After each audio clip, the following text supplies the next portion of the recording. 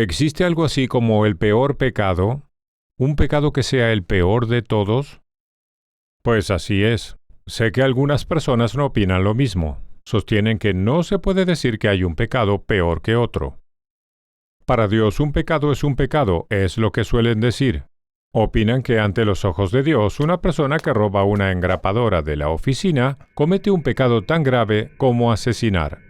Pero la mayoría de la gente sabe, tanto instintivamente como bíblicamente, que algunos pecados son claramente peores que otros. Sabemos que Dios tiene al menos tanto sentido común como nosotros. El Dios del judaísmo y del cristianismo no considera lo mismo robar en una oficina que matar. Entonces, ¿cuál es el peor pecado? El peor pecado es hacer el mal en nombre de Dios. ¿Cómo lo sabemos? Por el tercer mandamiento de los 10 mandamientos. Es el único de los 10 mandamientos que establece que Dios no perdonará a quien viole el mandamiento. ¿Qué dice el mandamiento?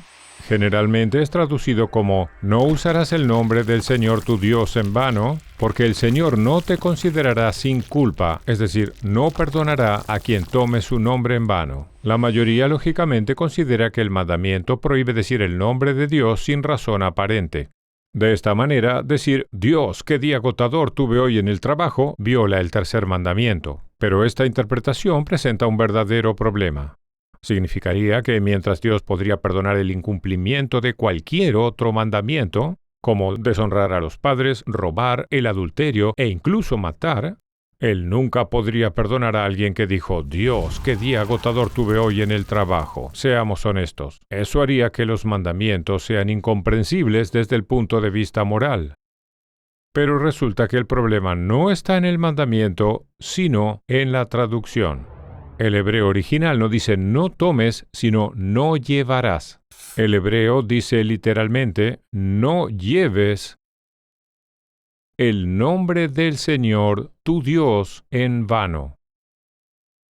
Una de las nuevas traducciones de la Biblia más utilizada en el mundo, la Nueva Versión Internacional o NVI, utiliza la palabra mal uso en lugar de la palabra tomar. No harás mal uso del nombre del Señor tu Dios. Esto se acerca mucho más a la verdadera intención. ¿Qué significa llevar o mal uso del nombre de Dios? Significa hacer el mal en nombre de Dios. Y eso es lo que Dios no perdonará. ¿Por qué no? Cuando una persona irreligiosa hace el mal, no desprestigia a Dios y a la religión. Pero cuando alguien religioso hace el mal, especialmente en nombre de Dios, no solo hace el mal, sino que también provoca un terrible daño al nombre de Dios.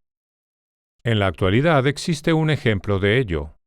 Los islamistas que hacen el mal, torturando, bombardeando, asesinando, todo en nombre de Dios, le hacen un gran daño al nombre de Dios.